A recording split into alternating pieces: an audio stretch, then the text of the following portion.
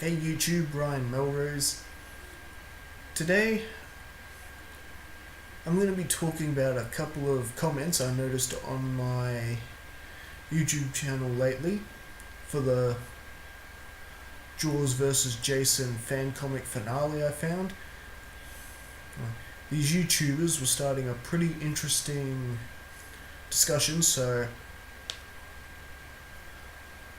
concerning how the comic ended, and I thought, why not do a video and sort of explain why I chose to end the comic the way I did and why I think it works. Okay, well, hang on, I'm just gonna quickly pop up the comment.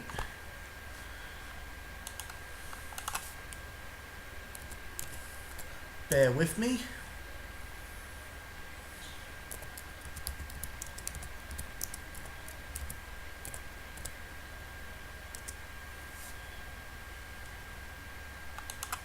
There we are. Do, do, do, do.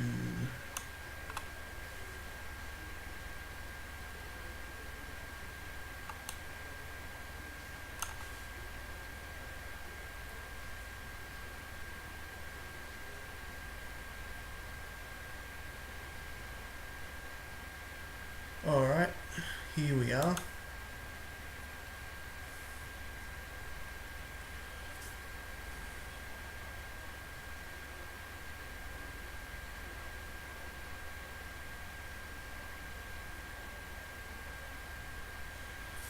We got a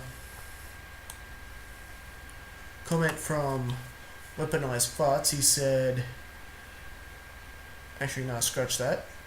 First comment we got from Josie Beltran, if I'm pronouncing that right.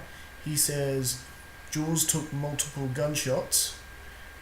And then another comment from Weaponized Farts underneath, he's saying, yes, if Jaws can take multiple gunshots with a pistol, how did a machete do more damage? Okay, well, firstly, being a big Jaws fan myself and seeing all the movies, I don't really recall anyone actually making their mark on Jaws with a rifle. I think they missed every shot. The only time I've ever seen a bullet make its mark and hit Jaws from the movies is when Brody fires his last shot, blows up the air canister and blows the shark to pieces. And he was aiming for the canister. That's how the shark died in the original movie. But we have seen that sharp objects do tend to take its toll on the shark, when we saw Robert Shaw's character stabbing it with a big spear, causing a bit of blood on the shark. So it's not too much of a stretch that a machete could do some damage to Jaws. And the other point I want to bring out is, these comments, I feel they're sort of under the assumption that Jason is a normal man. Jason Voorhees is not a normal man in any way. As we know, especially those who have watched all the Friday the 13th films, especially after the events of Part 4, where Jason is brought back to life as a supernatural, unstoppable killing machine with a razor-sharp machete and with unimaginable strength. We're talking about a guy who's bashed someone's head against the wall of a caravan and it left a good imprint of the victim's face on the other side of the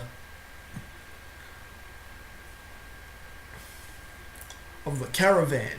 That's a lot of force. Not to mention he's been known to be powerful enough to punch people so hard that their heads get knocked off.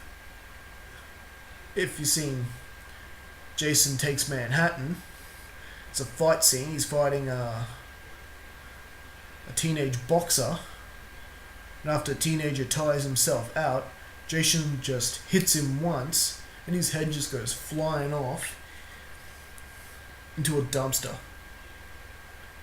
In order to do that to someone, you need to have a lot of force, a lot of power. So you put that kind of power swinging a machete into Jaws, it's not really that much of a stretch to think that Jaws could die from it. And that's what I was going for. That's the, as far as my knowledge of the characters goes, I believed that would work.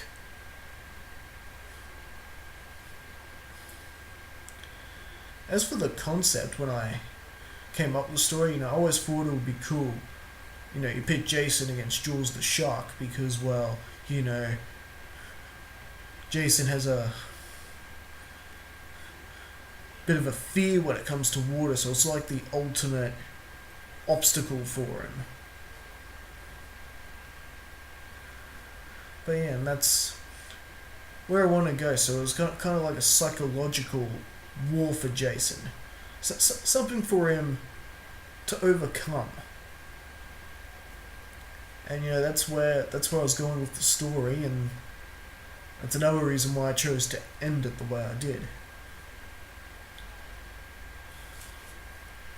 Yeah, so I hope I've shed a bit of light on that. I'll be back again for another video. For my next video, I'm going to be looking at some of my favourite webcomics online that I like to read, and I'm going to be reviewing them. And as always, feel free to browse my channel, all my webcomic content, all the stuff I've created, and of course check out my Sellfy store, links in the description. Alright.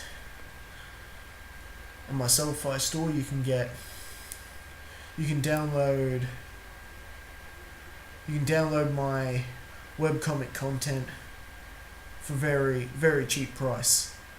Anyway, I'm gonna get going now. It's midnight here.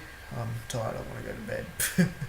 Well, I'll be back next time, and yeah, I'll review some webcomics.